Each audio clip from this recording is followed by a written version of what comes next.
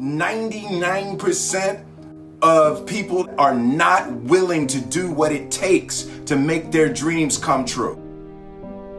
The Marines have a saying, everybody wants to go to heaven, but nobody wants to die.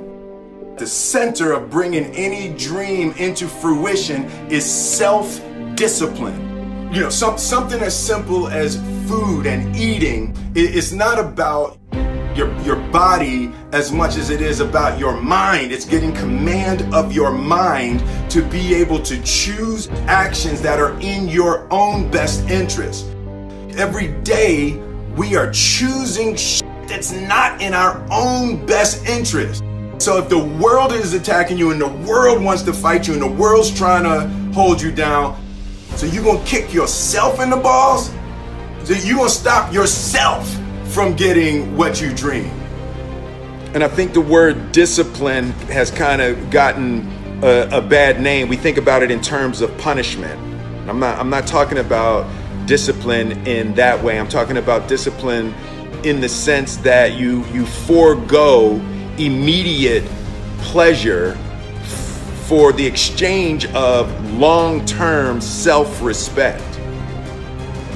I believe that self-discipline is the definition of self-love. That when you say that you love yourself, that means that you have behavior towards yourself that is loving. Self-discipline is the center of all material success. You cannot win the war against the world if you can't win the war against your own mind.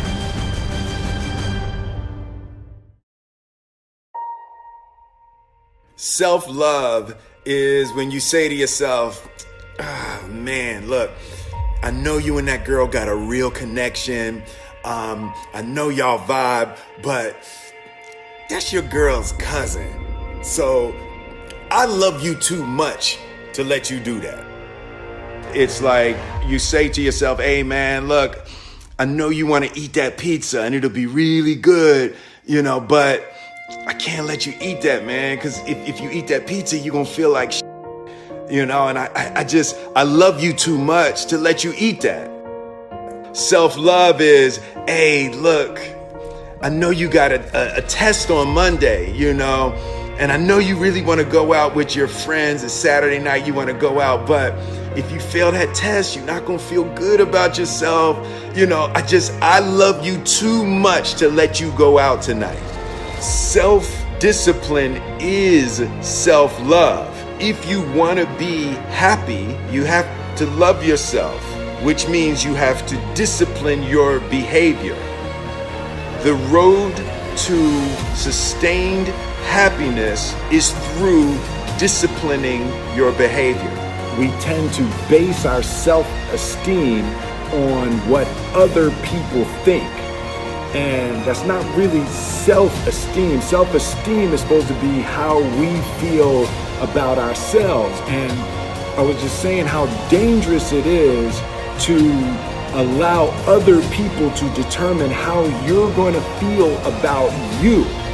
And it's kind of like looking into a broken mirror. You're going to look in a broken mirror and then change your face to try to look good in this defiled, busted, broken mirror. And it just, other people's opinions is a really way to determine how we feel about ourselves.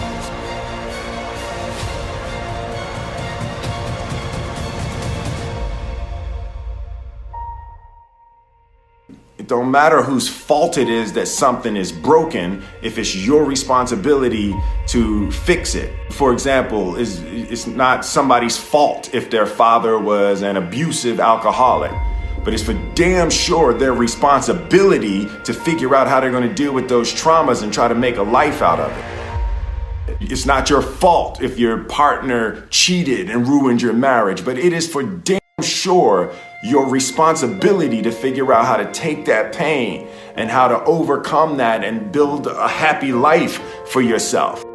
Fault and responsibility do not go together. It sucks, but they don't. When something is somebody's fault, We want them to suffer. We want them punished. We want them to pay. And we want it to be their responsibility to fix it. But that's not how it works, especially when it's your heart. Your heart, your life, your happiness is your responsibility and your responsibility alone. As long as we're pointing the finger and stuck in whose fault something is, we're jammed and trapped into victim mode. When you're in victim mode, you are stuck in suffering. The road to power is in taking responsibility. Your heart, your life, your happiness is your responsibility and your responsibility alone. You can make a person smile, you can make a person feel good, you can make a person laugh, but whether or not a person is happy is deeply and totally and utterly out of your control. The prerequisite for spending time with any person is that they nourish and inspire you. They feed your flame. Look at your last 5 text messages. Are those people feeding your flames or dousing your fire? Put your phone down for just a second and look around. Look to the people around you. Are those people throwing logs on your fire or are they pissing on it?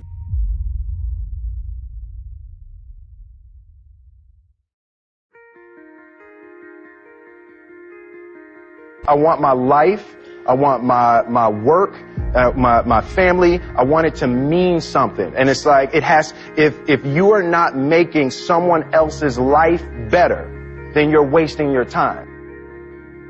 The separation of talent and skill is one of the greatest misunderstood concepts for people who are trying to excel, who have dreams, that want to do things. Talent you have naturally. Skill is only developed by hours and hours and hours of beating on your craft.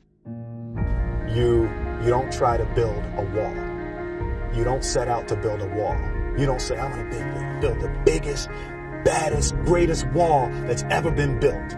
You don't start there. You say, I'm going to lay this brick as perfectly as a brick can be laid. There will not be one brick on the face of the earth that's going to be laid better than this brick that I'm going to lay in this next 10 minutes. And you do that every single day. And soon you have a wall. And soon you have a wall. And I think psychologically, the advantage that gives me over a lot of people that I have been in competition with in different situations is it's difficult to take the first step when you look how big the task is.